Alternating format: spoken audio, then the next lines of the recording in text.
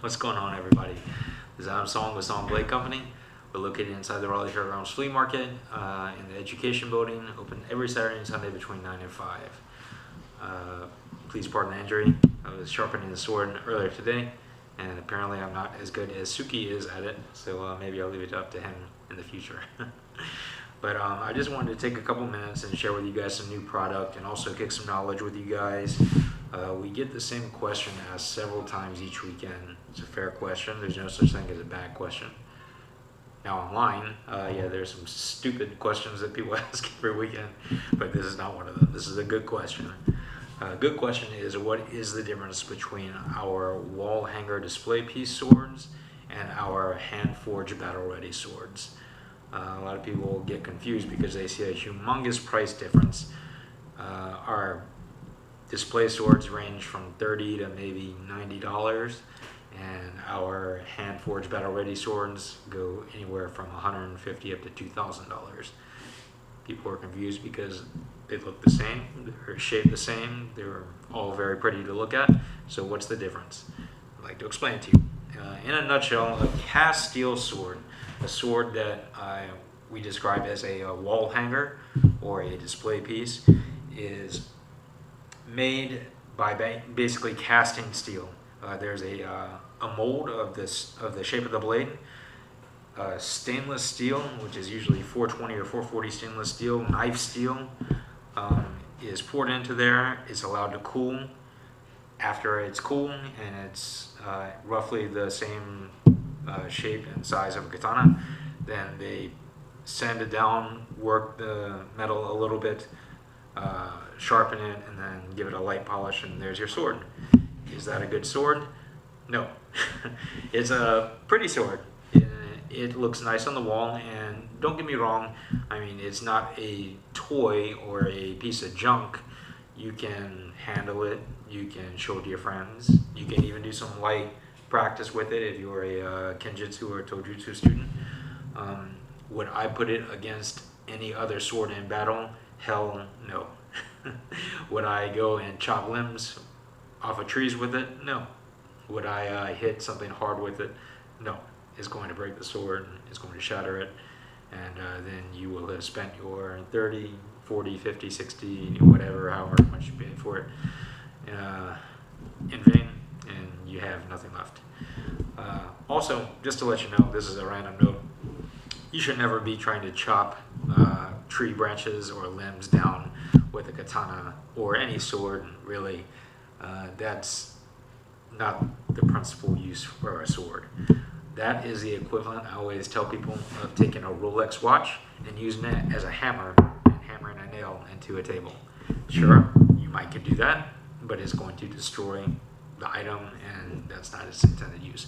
The sword is made for killing. That's it. A spear, an axe, a machete, you could use for hunting, you could use for landscaping, brushwork, you could use for wood chopping. However, the only use for a sword is for battle. So please don't think that you can grab any sword, no matter how well it's made, and use it like a cleaver to try to chop a cinder block in half or something crazy like that. Okay, so those are our cast steel swords, our wall hangers. We have quite a few of those in the shop. They're very, very pretty. And if you're looking for decorations for your wall, a gift for somebody, a graduation present, then I can show you plenty that are very nice and, like I said, nice to look at, but are not meant for combat. Now, how a sword is forged and battle ready. I'm not a metallurgist, I'm not a blacksmith myself, but I am a tojutsu student, and I'm a martial artist, and I'm also a salesman, so I know a little bit about it. So I'm going to give you some limited knowledge, and you can kind of go from there. A carbon steel sword is going to have obviously a higher carbon content than a stainless steel sword. So advantage number one is going to be made of harder steel. Okay, number two, a forged sword as opposed to a cast steel sword is going to be blacksmith hammered, as in they're going to take a rod of metal, iron is what steel starts out as, and they're going to hammer it on an anvil with a mallet.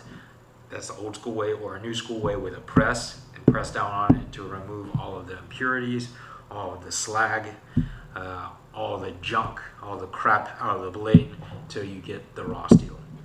Okay, from that process, then they're going to shape the sword, and they're going to sharpen the sword, and they're going to polish the sword, and blah blah blah, and you are going to have a much harder sword because of, number one, the actual carbon content of the sword, and number two, the fact that you took the impurities out of it. Usually, if not always, a carbon steel sword that has been forged is also full tang, while the display swords are usually welded onto the handle, or sometimes it might have a small rat tail tang going through the sword. A full tang sword is going to have the steel of the sharp end also run through the handle, usually single or better yet double pegged, and you get a much sturdier sword, a much sturdier weapon that is going to last you longer in battle. So that being said, of course, there are different grades of steel. There's 1045 carbon steel, which is very, very common, which is usually what our lower end battle ready swords start out at, going all the way up to 1065 carbon steel, which is harder, all the way up to 1095 carbon steel, which is super hard. There are also other types of steel. There's Damascus steel, which is really just a blend of different kinds of metal to give it a cool pattern. There's spring steel that a lot of people like to use. It's actually made from leaf springs from a car or a truck that people can get from the junkyard that require a lot of work but actually make really good blades because of the flexibility and the strength. So that being said, I'd like to show you 3 different swords we just got in this week and explain the different grades of them and the cost difference that kind of comes along with them. Okay, first, I just got in Snowfire. This is a battle ready sword.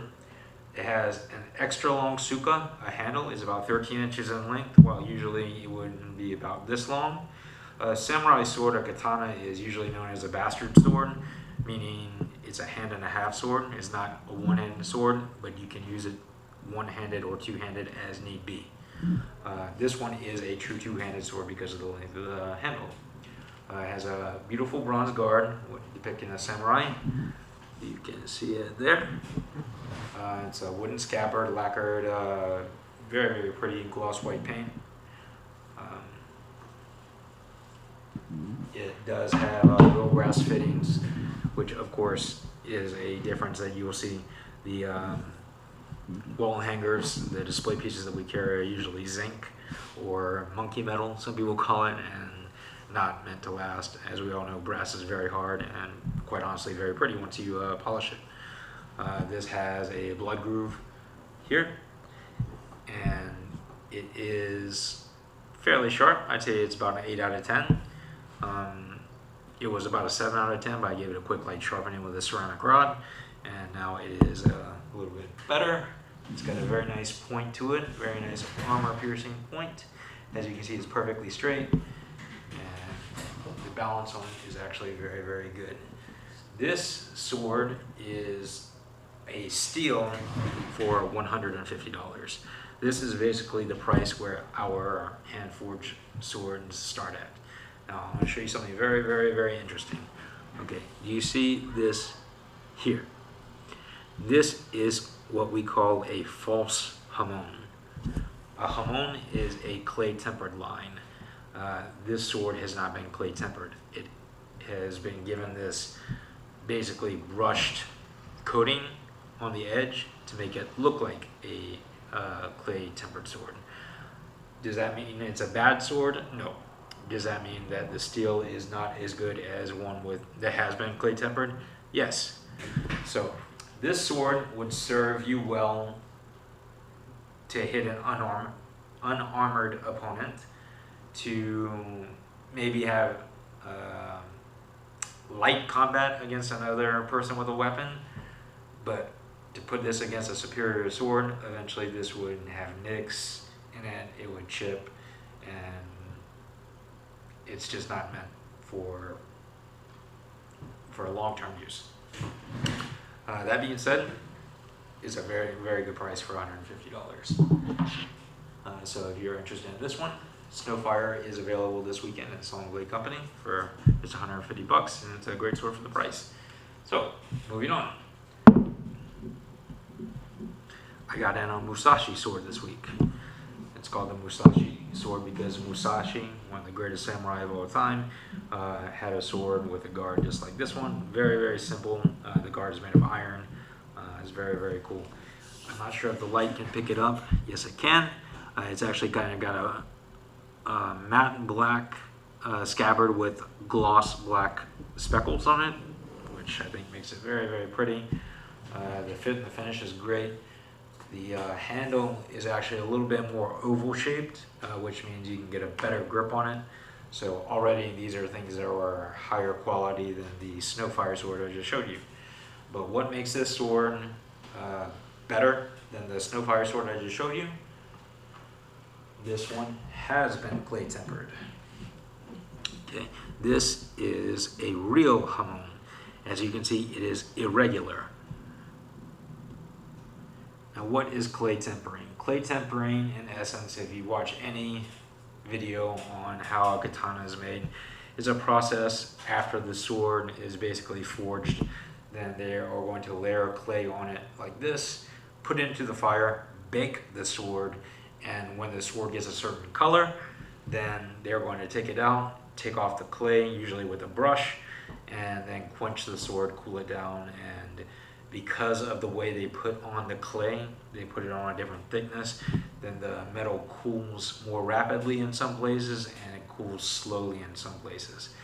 What that does for the sword is it makes the spine of the sword, the unsharpened part here, very, very flexible. I don't really want to bend it here, but I would go ahead and do it anyway because I just polished it. I didn't want to get my fingerprints on it. If you see, the sword has some flex to it, and yet it returns to its original shape. I'm bending it, but it returns to its original shape. That is due to the clay tempering. You cannot do that with a non-clay tempered sword. The sword would break before it would bend.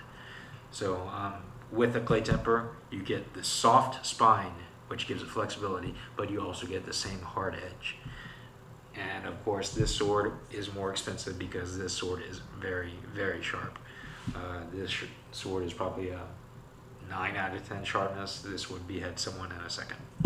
So you can also tell, finally, the balance on this sword is exquisite. I could use it one-handed all day long if I needed to. It feels like it weighs almost nothing in my hand because the balance is so good. So the Musashi, clay tempered, 1065 carbon steel, forged of course, will be available this weekend at Song Blade Company for the low price of $250. That is a ridiculously low price. This sword back in the 90s would have been $500 or $600. But come check it out, and I think you'll like it. It's gorgeous. Like I said, $250 is a steal. Okay, last but not least, we have a Sensei Satsu katana. Now, what's so special about this Shinobi katana? Okay, Shinobi is another word for ninja. Okay, I don't have the scabbard for this one right now because Suki is actually refurbishing it. I bought this from a private collector, actually from our good friend in my Tojutsu sensei, Jeff Ingram. This is one of his most prized possessions, and he sold it to me recently, and I love this sword. This is what you would call a trick sword. That's the rough translation from Japanese to English. But basically the scabbard is about this long and the blade is this long. So this is going to be a very, very quick draw. As you can see, this also has an extra long suka, even longer than the Snowfire sword. So this is not a one-handed weapon, although the balance is so good I could use this one-handed as well. This is to be meant to be wielded two-handed. Type of technique. This is, I would not call this a long range weapon. I would call this a medium range weapon. If you could get inside with good footwork, good pairing, when you have a duel with someone who has a longer katana, then this sword would wreck somebody's day. Now, what makes this one so good? Okay, I want you to look at this steel. I'm not sure if the camera can pick it up or not, but if you look, it actually has different layers of steel in it, and also you can see barely a faint hum. So this is 1095 carbon steel, the hardest steel that I can get, and it has been clay tempered, as you can see, with the slight hum on it. It's not very profound. It's almost like a ghost shadow in the blade, but in the different layers of steel that now you can see really well. This sword has been folded.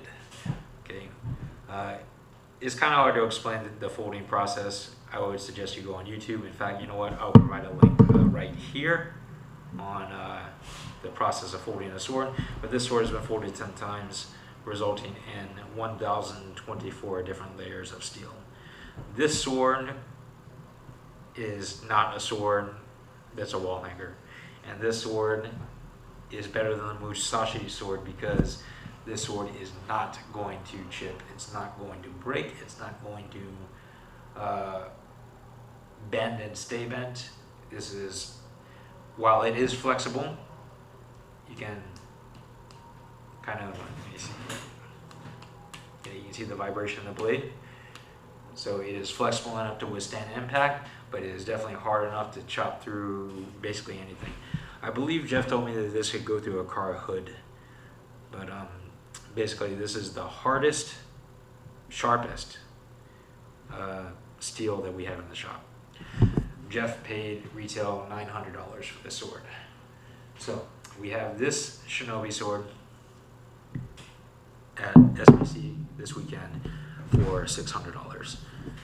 That is not the most expensive katana we have in the shop, but it is one of the most expensive katanas. Is it worth $600? Every penny of it. This took days upon days upon days to make. I mean, once you look at the link that I showed you before, you'll see why it's easily worth $600. I wouldn't work on a sword for that long just for $600. I would charge, I don't know, 10 times that much. So, in a nutshell, this video is already 18 minutes long. That's the difference between a cast steel sword and a forged steel sword. And then with forged steel sword, you have just a plain forged steel sword that has not been clay tempered. You have a forged clay tempered sword, and then you have a forged clay tempered folded steel sword. They can be made of different grades of steel. Usually the higher the number, the better the quality. And we have anywhere from, like I said, $150 like Snowfire, Earthquake, White Death, a few other of our low to mid grade swords, all the way up to, we have a NCO World War II Japanese sword that is about 75 years old, sitting in our shop, that we are selling for $2,000, which sounds like a lot, but I saw one on eBay buying out price for $4,500 the other day, and it didn't come with our beautiful display box. So please come check us out at SBC. Like us on Facebook, you get your 10% discount that applies to the high-end swords as well. Come check out the new pieces and all the other high-end swords. If you like something pretty and something less expensive, then of course we have our wall hangers as well. Usually people start out with those and then they move up as they build their collection to something nice. And usually once they buy something nice, a hand-forged sword, they never buy another wall hanger again. So come check us out, and you guys stay sharp.